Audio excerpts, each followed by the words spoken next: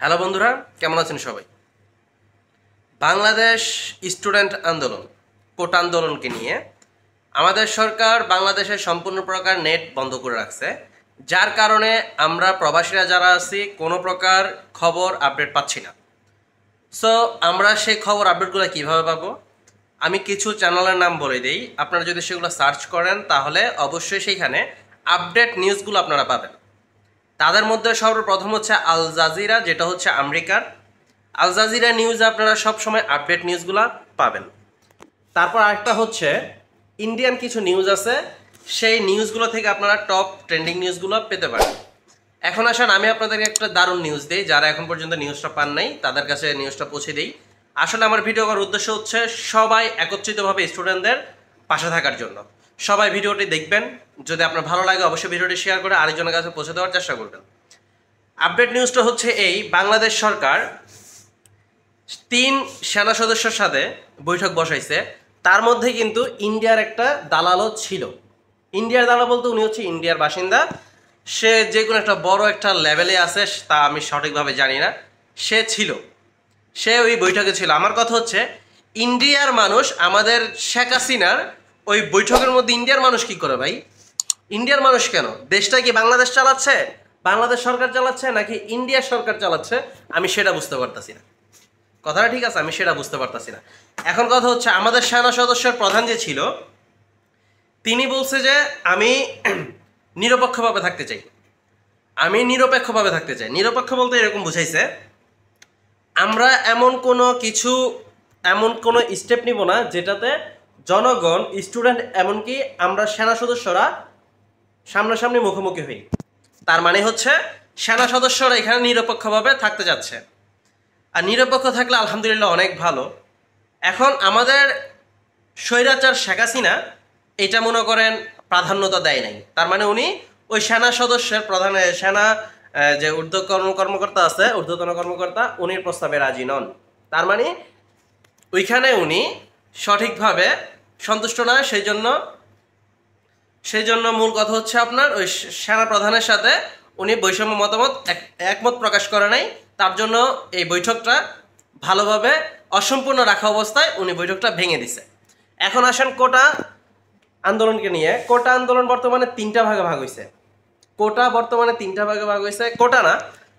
কোটা আন্দোলনকে ঘিরা প্রশাসন 3টা ভাগে ভাগ হয়েছে। প্রশাসন একটা প্রশাসন হচ্ছে শেখ হাসিনার পক্ষে, একটা প্রশাসন হচ্ছে আমাদের জনগণের পক্ষে, আর একটা প্রশাসন হচ্ছে নিরপেক্ষ। তার মানে বোঝা যাচ্ছে 3টা ভাগের মধ্যে 2টা পক্ষ আমাদের, মানে আমাদের জনগণের, স্টুডেন্টদের, আর একটা পক্ষ হচ্ছে স্বৈরাচারের পক্ষে। ঠিক আছে, এখন এটা হচ্ছে টপ ট্রেন্ডিং নিউজ। ওকে, এটা হচ্ছে টপ ট্রেন্ডিং নিউজ।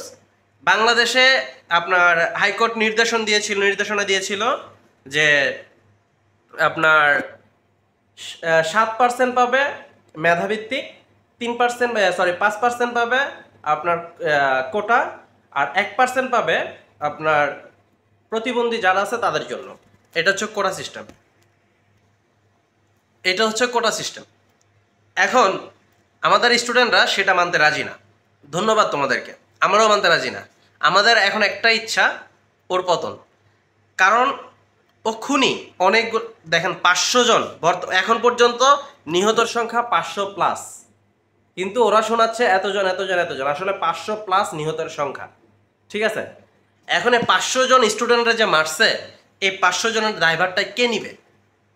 আবার উনিরা কি করছে, ডাইরেক্ট অর্ডার দিছে, দেখলে ফায়ারিং করবে।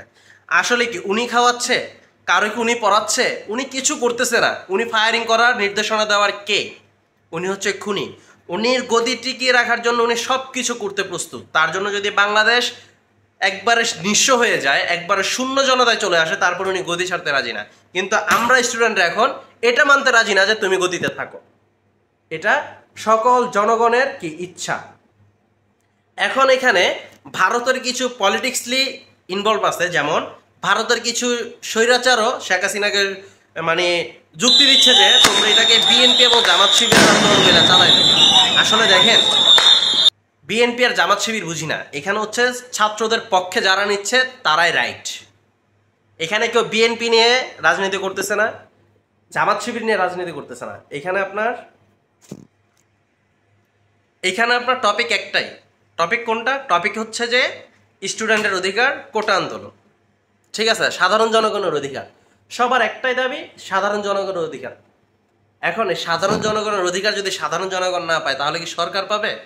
সরকার আছে কি জন্য? আমাদের সাধারণ জনগণের অধিকার বুঝিয়ে দেওয়ার জন্য, তাই না? এখন সবার একটাই দাবি, সরকারের পতন। এই সরকার আমরা চাই না। উনি থাকা অবস্থায় যতজন মানুষ মারা গেছে, যতজন অনাহারে ভুগছিল, উনি থাকা অবস্থায় এখনও যত মানুষ অনাহারে ভুগতেছে, সব কিছু উনির জন্য।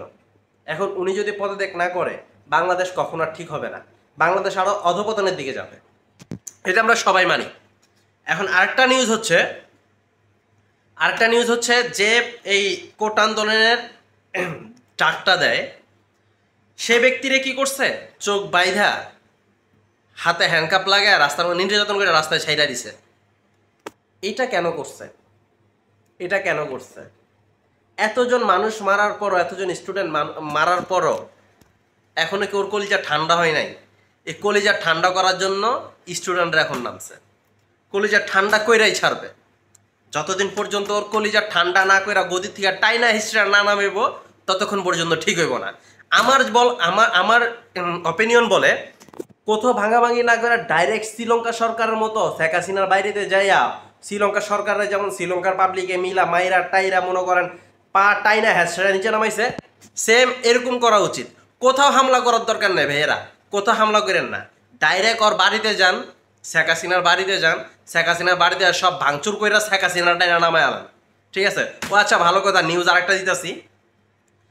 ভারত থেকে উনিকে পরামর্শ দিছে এইটা যে মোদী সরকার আছে, ভারতের বুদ্ধিজীবীরা আছে, উনিরা শেখ হাসিনারও পরামর্শ দিছে আপনারা ফ্লাইট জেট অথবা হেলিকপ্টারের প্রস্তুত রাখুন, আপনি যে কোনো সময় প্রয়োজন পড়তে পারে চলে আসার জন্য। তার মানে বুঝাইতেছে এক কথা ভাইগা যাওয়ার জন্য। ভাই ভাগার সুযোগ দিয়েন না, ভাই ভাগার সুযোগটা ওরে দিয়েন না, কথা বুঝছেন?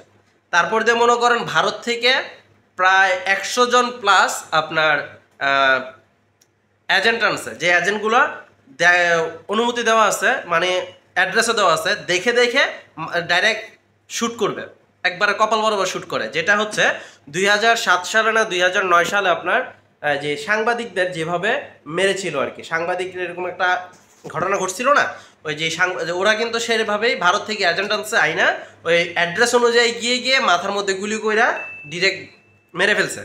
এটা কিন্তু আমাদের সম্পূর্ণ শেখ হাসিনা দায়ী। জামাত শিবিরের কথা বলি, জামাত শিবিরটা বেশি বুঝি না, ওরা তো ইসলামের পক্ষে ছিল না। শাপলা চত্বরে যেভাবে আমার গুলি করে মারছে, এটা কতটুকু যৌক্তিক? কত সাধারণ জনগণকে আমলিগেরা কোপাইছে, মারছে, ডারছে, মেরে ফেলছে, গুম করে ফেলছে, এগুলোর দায়ভার কে নেবে? আমলিগ সরকার নেবে? যাক, ওই সবার ভিতরে যাই না, আমলিগ আর বিএনপি বুঝি না। আমার কথা হচ্ছে সাধারণ জনগণের অধিকার।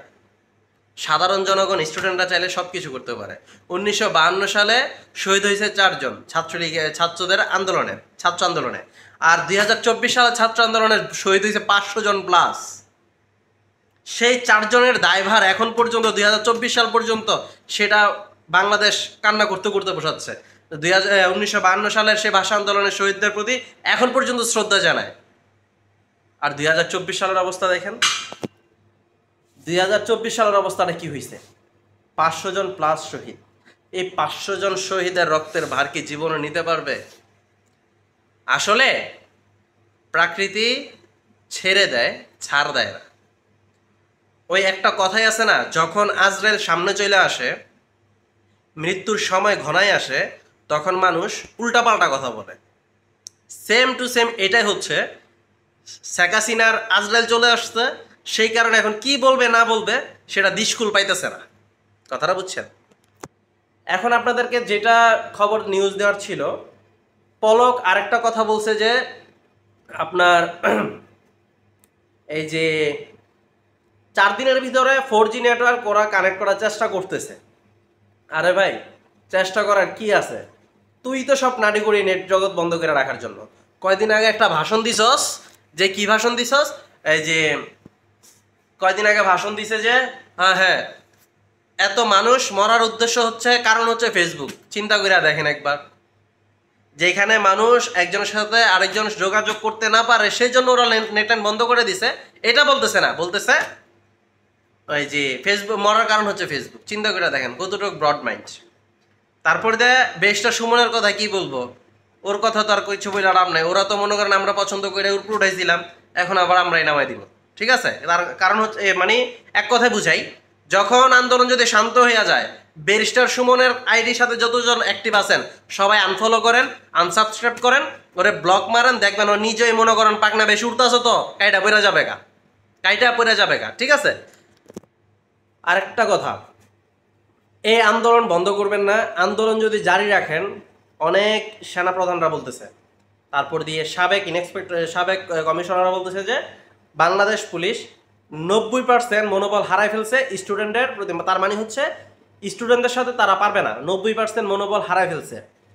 আর বর্তমানে যারা ফায়ারিং করতেছে, যারা গুলি করার চেষ্টা করতেছে অথবা যারা মারধর করতেছে, তারা বেশিরভাগই ছিল ইন্ডিয়ার পুলিশ, মানে ইন্ডিয়া থেকে লোক ভাড়া করে এনে তারপর দিয়ে কিন্তু এই হামলাকাণ্ড চালাচ্ছে, হত্যাকাণ্ড চালাচ্ছে। এই হত্যাকাণ্ড বন্ধ করার জন্য স্টুডেন্ট ভাইয়েরা তোমাদেরকে বলি, তোমরা রাজপথ ছাড়বে না। আমরাও রাজপথ ছাড়তে চাই না। আমরা যদি দেশে আসতে পারতাম অবশ্যই আমরা সেই রাজপথে থাকতাম। এমনকি আমাদের ওমানের মধ্যে এটা পারমিশন নাই, তারপর আমরা অনেকভাবে চেষ্টা করে কিন্তু আন্দোলন ওমানের মধ্যে হয়েছে। আন্দোলন কিন্তু স্টুডেন্ট আন্দোলন কিন্তু ওমানের মধ্যে হয়েছে।